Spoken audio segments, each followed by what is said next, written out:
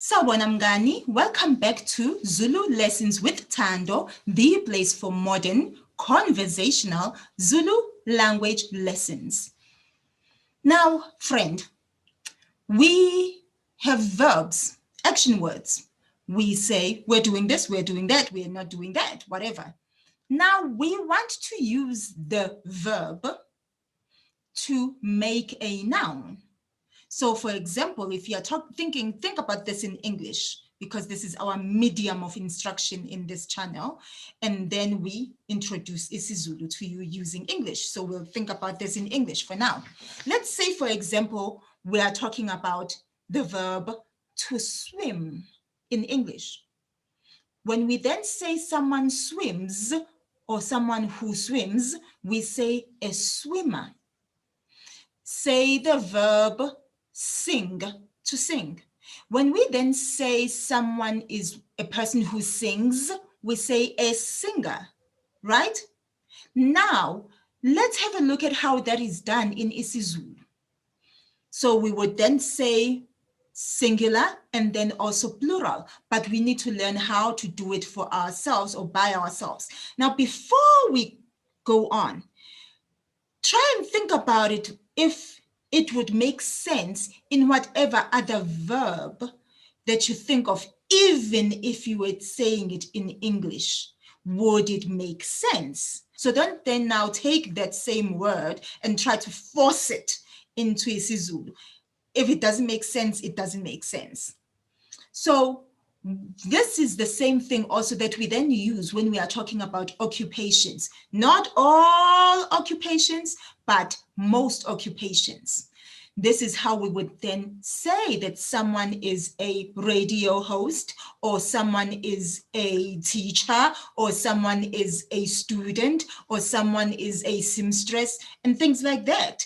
So let's have a look at it. We take the verb as is. Let's take a simple one that means to bake. Baka. Baka. Do you hear? I said ba. That's a BH sound there. So baka is to bake. That's it. The root of the verb. If I say to you baka, bake, it's an instruction, it's a command. But now I want to say a person who bakes, so a baker. So then I will now take this root verb as it is, remove that A at the end of the verb.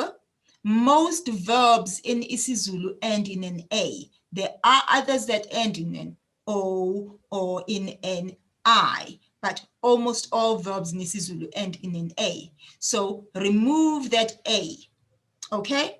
Now we have just back. Now let's play with it and make it a person who does that action. For a singular person, we would then say at the beginning of that verb. We will put in a um.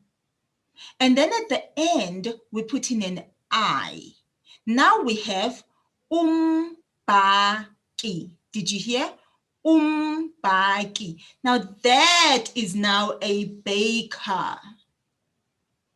And the plural of it is aba at the beginning of that verb, aba, and at the end of the verb, the I, ababaki, ababaki.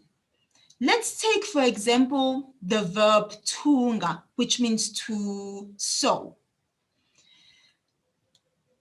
We want to say someone who sews, so whether it's a fashion designer or a seamstress, we will then say at the beginning of the verb, tunga, we put in the At the end of the verb, of course, we'll remove that A and we put in an I. Now we have umtungi, umtungi. That is a seamstress or a fashion designer. Now let's make it plural.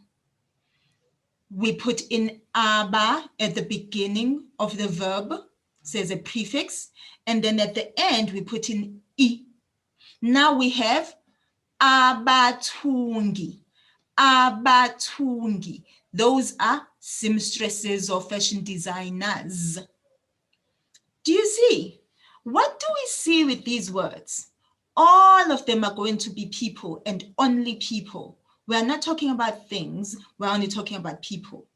Which class of noun has only people and no, nothing else? Because the other ones are kind of mixed, but this one just only has people. That's class 1.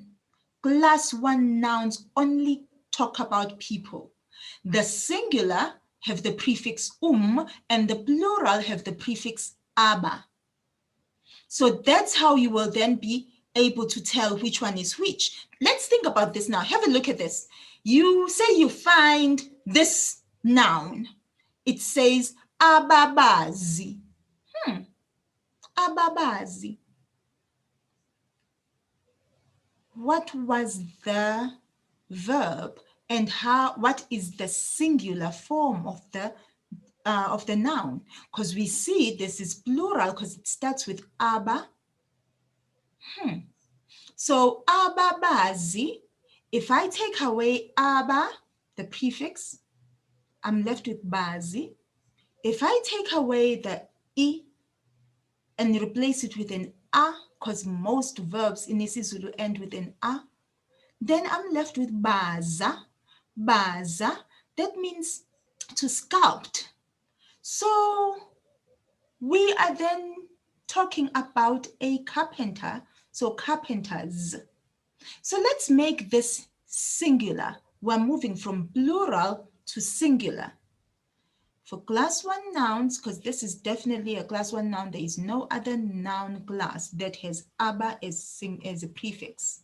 So a class 1 noun, to make it singular, we then remove that aba, the aba, and we put in umbazi, umbazi, umbazi. So that is a carpenter. So that's basically how you take a verb in isiZulu and make it a noun, whether singular or plural. When we are talking about people, only people, not things, not events and ceremonies and things like that, not just people. So now I would like you to just practice this on your own. Take a verb, play around with it, put the prefix for singular and the E at the end and play around with it and make your own nouns. Put them in the comments and let's see what you come up with. But also remember, it must make sense. Usale kahle mngani.